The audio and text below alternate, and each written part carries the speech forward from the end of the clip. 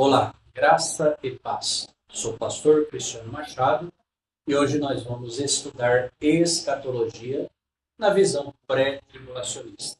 Convido você para juntos mergulharmos e vermos quão importante é termos o conhecimento dos eventos dos últimos dias. Não se esqueça de se inscrever no canal, deixar o seu like, ativar o sininho para novos vídeos e também compartilhar para que outras pessoas possam ser abençoadas. O que é escatologia? Escatologia é derivado do termo grego eschatos, último, e logos, palavra ou estudo. Significa o estudo das últimas coisas. Na teologia cristã, trata-se do estudo dos eventos que ocorrerão no fim dos tempos, incluindo a segunda vinda de Cristo, o arrebatamento, a tribulação, o juízo final, o reino milenar e o estado eterno. A escatologia abrange uma série de eventos que marcarão o fim da história humana como a conhecemos e o início do reino eterno de Deus. A escatologia é amplamente debatida dentro do cristianismo com várias interpretações sobre a sequência e o significado desses eventos. Há três visões principais que moldam as discussões teológicas: pós-tribulacionismo, amilenismo e pré-tribulacionismo. Cada uma oferece uma perspectiva distinta sobre o arrebatamento e a tribulação. A visão pré-tribulacionista defende que o arrebatamento da igreja ocorrerá antes da grande tribulação. Segundo essa perspectiva, Cristo virá secretamente para arrebatar os crentes e levá-los para o céu, poupando-os do sofrimento que será infligido sobre a terra durante esse período de 7 anos. Essa visão baseia-se em passagens como 1 Tessalonicenses 4, 16 e 17, onde Paulo escreve que o próprio Senhor descerá do céu e seremos arrebatados junto com eles nas nuvens a encontrar o Senhor nos ares. Um dos principais argumentos a favor do pré-tribulacionismo é a promessa de que os crentes serão poupados da ira vindoura. Essa interpretação oferece conforto espiritual à igreja, pois enfatiza a proteção divina sobre os fiéis. A visão pré-tribulacionista concilia passagens bíblicas, como Apocalipse 3,10, que diz: Eu te guardarei da hora da provação. E também em 1 Tessalonicenses 5,9, Deus não nos destinou para a ira.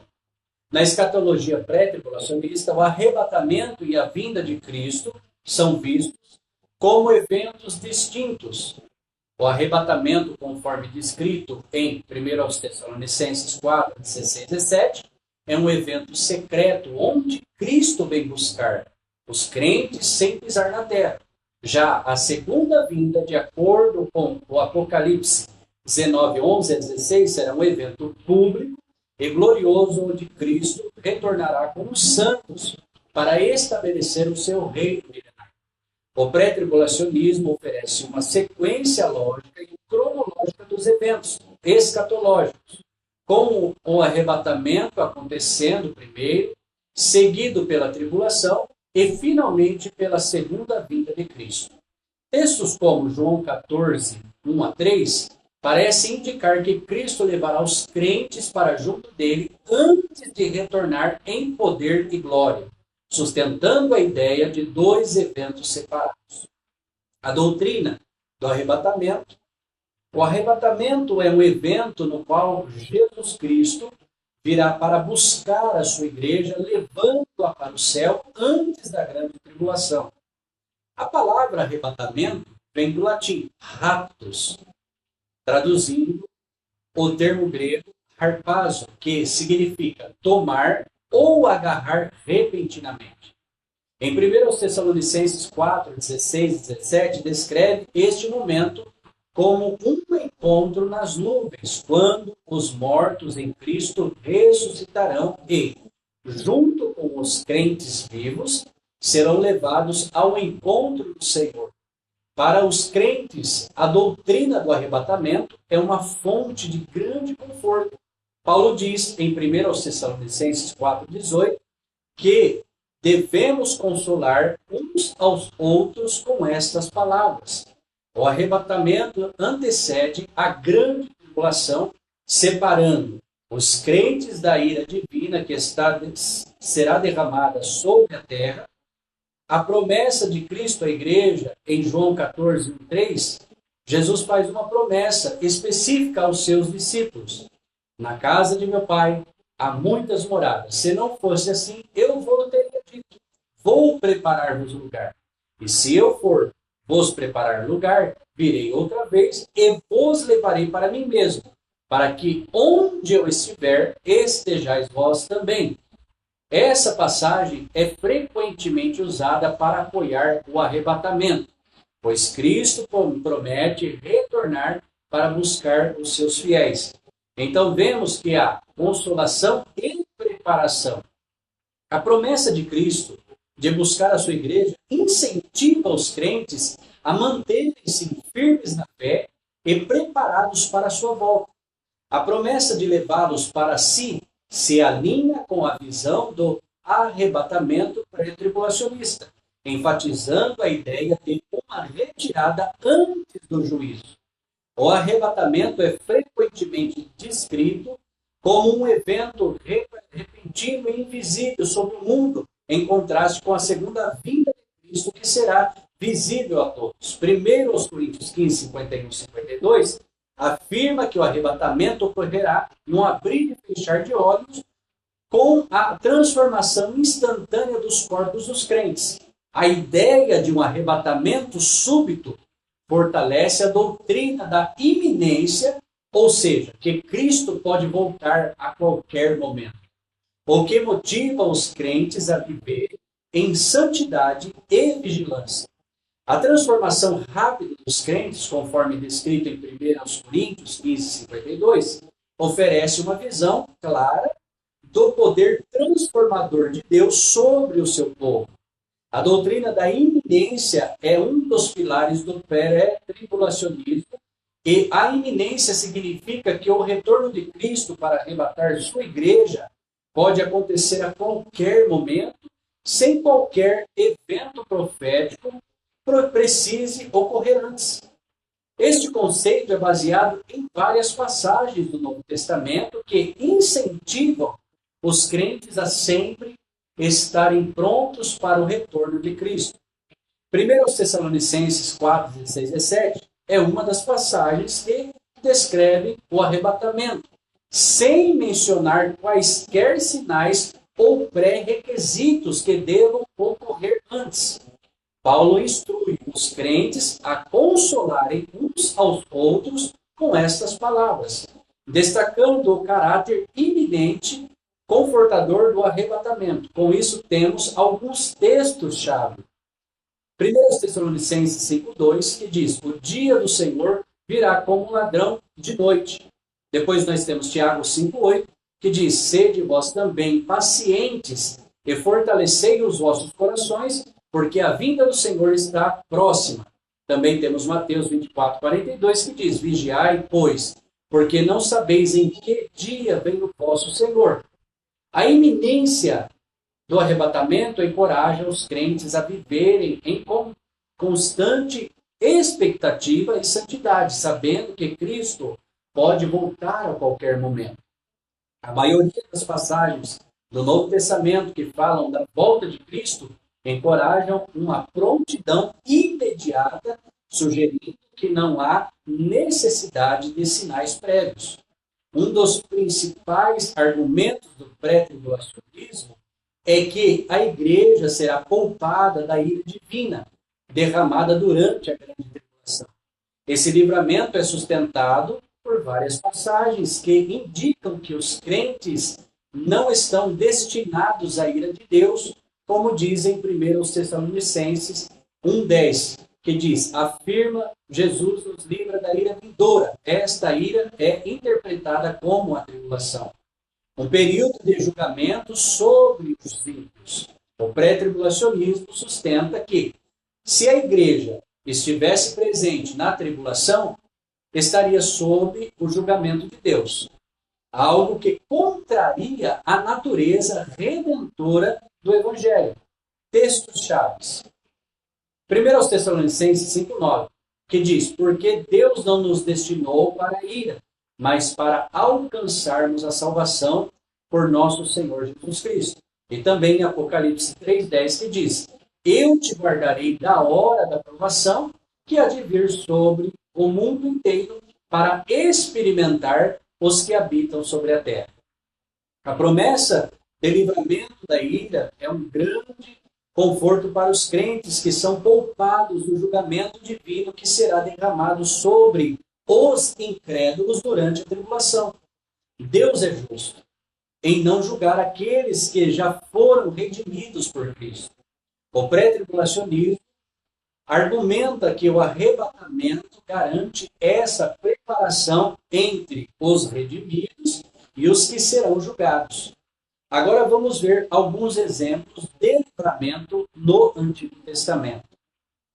Os pré-tribulacionistas frequentemente apontam para exemplos no Antigo Testamento, onde Deus livrou seu povo do julgamento iminente como protótipos do arrebatamento. E nós vamos ver alguns desses exemplos, que reforçam a ideia de que Deus ele remove os justos antes de derramar a sua ira. Nós vamos ver o livramento de Noé. Antes de derramar o seu julgamento, Deus sobre o mundo através do dilúvio, Deus providenciou uma arca para Noé e sua família. Este evento, descrito em Gênesis 6,9, é visto como um exemplo de Deus livrando os justos antes do julgamento. Depois nós vamos ver o livramento de Ló. Quando Deus destruiu Sodoma e Gomorra, ele primeiro retirou Ló e a sua família da cidade, como está escrito em Gênesis 19. Jesus faz alusão a este evento em Lucas 17, 28 e 29, ao falar sobre a sua segunda vinda. Esses exemplos oferecem paralelos diretos com o arrebatamento, onde Deus remove os justos antes de derramar o seu julgamento. O pré-tribulacionismo mostra uma continuidade no caráter de Deus que sempre preserva seus justos no julgamento destinado aos ímpios. Uma das distinções centrais no pré-tribulacionismo é a separação entre o arrebatamento e a segunda vinda de Cristo. Enquanto o arrebatamento é visto como um evento secreto e exclusivo para a igreja, a segunda vinda será pública e visível, quando Cristo virá com poder e glória para julgar as nações e estabelecer seu reino milenar.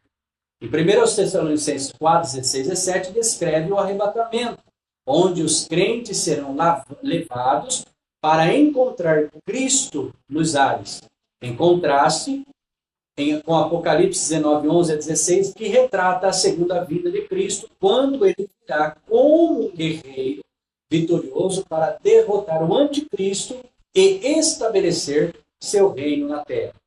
A separação entre os dois eventos permite uma linha do tempo clara, com o arrebatamento ocorrendo antes da tribulação e a segunda vinda ocorrendo após o período dos 7 anos. A distinção entre o arrebatamento e a segunda vinda é apoiada por várias passagens que parecem descrever eventos diferentes, como João 14, 1 a 3 e Mateus 24, 30 a 31. A segunda vinda de Cristo será um evento visível e dramático, marcado por sinais celestiais e o julgamento dos ímpios. Apocalipse 1, 7 afirma que todo olho o verá, o que contrasta com a natureza secreta e invisível do arrebatamento. Cristo retornará acompanhado dos exércitos celestiais, como descrito em Apocalipse 19, 11 a 16, e destruirá o anticristo e seus exércitos. Mateus 24, 29 a 31 também descreve a segunda vinda vinda de Cristo como um evento público e cósmico, onde o Filho do Homem virá sobre as nuvens do céu, com poder e grande glória. Este será o momento em que todas as nações da terra verão Cristo em seu esplendor. A segunda vinda de Cristo é o cumprimento das promessas feitas tanto no Antigo quanto no Novo Testamento sobre o retorno glorioso do Messias para governar a terra. Para os crentes, a segunda vinda marca o fim de todo o sofrimento e a realização plena das promessas de Deus. Após a segunda vinda, o pré-tribulacionismo ensina que Cristo estabelecerá um reino literal de 1000 anos na terra, conhecido como reino milenar. Este reino é descrito em Apocalipse 20, 1 a 6, onde Satanás será aprisionado e os santos reinarão com Cristo por 1000 anos. Durante este período, a justiça e a paz prevalecerão e Israel será restaurado como nação, em que Cristo governará sobre a terra. Este tempo será caracterizado por justiça e paz e prosperidade, cumprindo as profecias do Antigo Testamento sobre o reino do Messias. A visão pré-tribulacionista e pré-milenista defende que, após a segunda vinda de Cristo, ele estabelecerá seu governo na terra por 1000 anos. Apocalipse 21 a 6 fala do aprisionamento de Satanás por 1000 anos, durante os quais os santos reinarão com Cristo. Esse reinado é visto como o cumprimento das promessas feitas a Israel, às nações, sob um reino de paz e justiça. Muitas profecias do Antigo Testamento, como Isaías 11, 1 a 10 e Ezequiel 37, 21 a 28, falam de um tempo em que o Messias governará sobre a terra, restaurando a paz e a justiça, de acordo com a escatologia pré-tribulacionista. O reino milenar será o cumprimento das promessas que Deus fez a Israel no Antigo Testamento.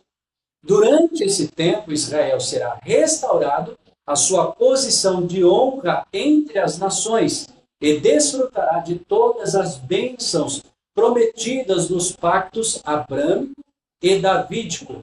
O reino milenar será caracterizado por uma paz sem precedentes, como descrito em Isaías 2,4, que diz: Ele julgará entre as nações, corrigirá muitos povos, estes converterão suas espadas em relhas de arado, e as suas lanças em podadeiras. Uma nação não levantará espada contra outra, nem aprenderão mais a guerra. Em Ezequiel 37, 21 a 28, fala da restauração de Israel como uma nação unificada sob o governo do Messias, um período em que Deus fará um pacto de paz eterno com seu povo. O reino milenar literal garante que todas as promessas feitas a Israel e às nações serão cumpridas. Então levará o estabelecimento da justiça de Deus na terra. O reino milenar é visto como um tempo de justiça perfeita, onde Cristo governará com autoridade suprema, trazendo paz e restauração ao mundo. Ao final dos 1000 anos, Satanás será solto de sua prisão por um breve período, conforme Apocalipse 20, 7 a 10. Ele reunirá as nações para uma última rebelião contra Cristo e seu governo. Esta revolta, muitas das vezes chamada de a Batalha de Gog e Magog, será rapidamente esmagada por Deus e Satanás será lançado no lago de fogo, onde permanecerá eternamente. Essa revolta final mostra que, mesmo após 1000 anos de governo justo e pacífico de Cristo, o coração humano ainda pode ser corrompido. Ela também serve para revelar a justiça de Deus em julgar definitivamente todos os inimigos da verdade. Apocalipse 29 descreve que Satanás reunirá as nações para cercar o acampamento dos santos e a cidade amada, mas fogo descerá do céu e consumirá os inimigos de Deus. Após essa última rebelião, Satanás será lançado definitivamente no lago de fogo, onde serão atormentados dia e noite pelos séculos dos séculos. Apocalipse 20, 10. A destruição final de Satanás e de seus seguidores demonstra a completa vitória de Cristo sobre o mal. Após a revolta final de Satanás e a sua derrota definitiva, Apocalipse 20, 11 a 15, descreve o julgamento do grande trono branco, onde todos os mortos que não foram ressuscitados no arrebatamento ou durante o reino milenar serão julgados. Este julgamento é reservado para os ímpios, aqueles que rejeitaram a salvação em Cristo. Os mortos serão ressuscitados para comparecer diante do grande trono branco. Seus atos serão julgados conforme o que está escrito nos livros. A quem não estiver o seu nome no livro da vida, será lançado no lago de fogo, como está escrito em Apocalipse 20, de 12 a 15. Este julgamento é a sentença final para os que rejeitaram a salvação. Eles serão lançados no lago de fogo, que é descrito como a segunda morte. Apocalipse 20, 14 e 15. Este julgamento marca o momento em que toda a humanidade será responsabilizada por suas escolhas e a justiça de Deus será plenamente revelada. Após o julgamento final, Deus criará um novo céu e uma nova terra, onde habitará a justiça, conforme Apocalipse 21, 1 a 4. Este será o estado eterno de todos os redimidos, um lugar de paz e comunhão perfeita com Deus, onde não haverá mais dor, morte ou tristeza. A cidade santa, a nova Jerusalém, descerá do céu e Deus habitará com o seu povo. Este será o lugar de comunhão eterna entre Deus e os redimidos, onde ele será o seu Deus e eles serão o seu povo, como está escrito em Apocalipse 21, 2 a 3. Toda dor, sofrimento e maldade serão eliminados. Deus enxugará toda lágrima dos olhos e não haverá mais morte, pranto, clamor ou dor. Apocalipse 21, 4. A promessa de um novo céu e de uma nova terra é a esperança máxima dos crentes, onde a comunhão com Deus será plena e eterna. O estado final dos crentes será a eternidade com Deus, habitando na Nova Jerusalém, em perfeita comunhão com o Criador. Este será um tempo de adoração, alegria e serviço ao Senhor, conforme descrito em Apocalipse 22, 3 a 5.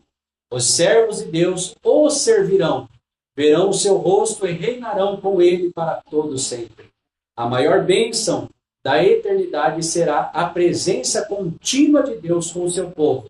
Não haverá mais separação entre Deus e os homens, e todos viverão em perfeita harmonia.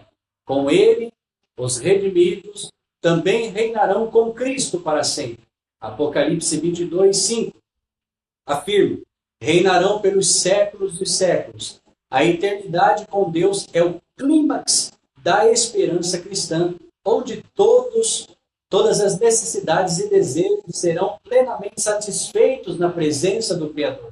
A escatologia bíblica pré-tribulacionista oferece um panorama detalhado e cronológico dos eventos finais da história da humanidade, desde o arrebatamento até o estabelecimento do reino milenar.